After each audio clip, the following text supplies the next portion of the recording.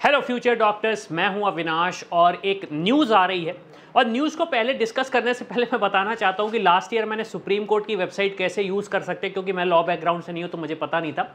Last year सीखी, इस साल मुझे लगता है कि शायद एमपी हाई कोर्ट की वेबसाइट कैसे यूज़ करना है वो मैं सीख जाऊँगा। अब कहानी ये है कि आपका जो एग्ज़ामिनेशन हुआ था उसमें बहुत सारी हाई कोर्ट पे ये बोला गया कि स्टूडेंट्स ने चैलेंज फेस किया, तो मद्रास हाई कोर्ट ने बोला कि नहीं हमने ऐसा नहीं पाया है, एनटीए टोटली मतलब एक तरीके से एनटीए की कोई गलती नहीं है और हम अपना जो भी डिसीजन है उसको नॉर्मल रखते हैं। फिर अगर मैं बात करूं तो मध्य प्रदेश के हाई कोर्ट से एक न्यूज़ आ रही है, वो ये है कि जो 75 स्टूडेंट्स हैं उनका रिज़ल्ट पे स्टे लगा है, उनके रिजल्ट पे स्टॉप लगेगा, लेकिन जो बाकी स्टूडेंट्स हैं लगभग 22 लाख 20 लाख जो स्टूडेंट्स हैं उनका रिजल्ट डिक्लेयर कर दिया जाएगा। तो अब ये तो न्यूज़ है, लेकिन सवाल ये है कि ये न्यूज़ तो हमने पढ़ ली, लेकिन अब इसका निष्कर्ष क्या निकलेगा, क्या फ्यूचर में होने वाला है, इन चीज़ों पे हम डिस्कस कर लेते हैं।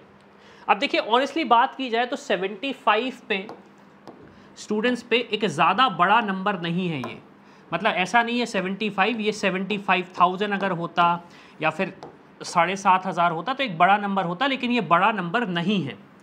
अब जब इन स्टूडेंट्स का रिजल्ट पे स्टे लगा है, एटलीस्ट अगर मैं बात करूं तो एक तरीके से पूरे के पूरे रिजल्ट पे ही स्टे लगा है। रीज़न मैं उसका दे देता हूं, जब तक इन स्टूडेंट्स का फाइनल कंक्लूजन नहीं आएगा कि ये नीट क्वालिफाइड हैं, इनका रीनीट एग्जामिनेशन होना है, इन्हें ग्रेस मार्क्स दिए जाने, अगेन ये नहीं पता हमें क्या होगा, तब तक एक तरीके से आप मान सकते हैं कि आपका रिजल्ट फाइनल नहीं है। हाँ, ऑब्वियस सी बात है, इससे एक ज़्यादा बड़ा डिफरेंस नहीं आने वाला है, लेकिन जो अल्टीमेटम है वो वही है कि इनका अगर रिजल्ट रुका हुआ है तो मतलब एक तरीके से सब स्टूडेंट्स का रिजल्ट रुका हुआ है।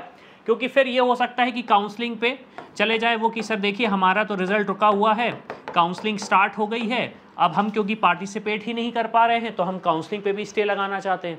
तो ऐसी चीज़ें हो सकती हैं फ्यूचर में। तो अगेन इसके लिए हमें वेट करना पड़ेगा कि फुल एंड फाइनल रिजल्ट आए, उसके बाद ही हम कोई डिसीजन लें, उसके बाद ही हम सोचें कि हमें क्या करना चाहिए। बिकॉज अल्टीमेटली रिजल्ट स्टे लगा है, कम स्टूडेंट्स का लगा है, लेकिन इम्पैक्ट हो सकता है सारे स्टूडेंट्स को लगे। हो सकता है ये स्टूडेंट्स चले जाएं, एक स्पेसिफिक स्टेट की काउंसलिंग पे स्टे लग जाए या फिर ऑल इंडिया की काउंसलिंग पे स्टे लग जाए। तो अगेन ये हमें नहीं पता, ये सिर्फ मैं अपनी बात बता रहा हूँ। ऐसा होगा या नहीं होगा ये फ्यूचर पे डिपेंड करता है, मैं सिर्फ अपना एक ओपिनियन दे रहा हूँ। अब यहाँ पे as a student, as a parent मुझे क्या करना चाहिए? देखिए, अगर आप 75 स्टूडेंट्स में नहीं है तो आपको एक चीज़ तो ये पता चल चुकी है कि आपका रिजल्ट क्या आया हुआ है। अब उस रिजल्ट के बेसिस पे आप अपनी प्लानिंग कर दीजिए। आपको आपके मार्क्स पता चल गए हैं, रैंक आना बस बाकी है, जो कि आ जाएगा लगभग 14 तारीख तक, अनुमान है आ जाएगा। एनटीए ने भी रिलीज़ किया था कि 14 तारीख तक आपका रिजल्ट आ जाएगा। तो रिजल्ट के बाद आपके पास आएगी रैंक, और फिर रैंक के बेसिस पे होंगे आपके एडमिशन। अब अगर आपको रिसर्च करना है तो रिसर्च करने के लिए आप हमारे प्लेटफॉर्म studentkhabri.com पे आ सकते हैं। studentkhabri.com पे आप आ सकते हैं। मैक्सिमम इन्फॉर्मेशन आपको यहाँ पे मिल जाएगी कि कैसे प्रिपेयर करना है। प्रेडिक्टर्स की अगर मैं बात करूँ तो मेक श्योर करिए, मेडिकल सेक्शन पे हम आएंगे।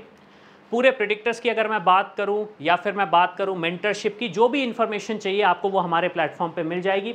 उसके अलावा अगर आपको लगता है कि पर्सनलाइज गाइडेंस चाहिए है, आपको एक्सपर्ट सपोर्ट चाहिए है, इंडिया हो अब्रॉड हो, तो इसके लिए आप व्हाट्सएप कर सकते हो। नंबर है 9039366522।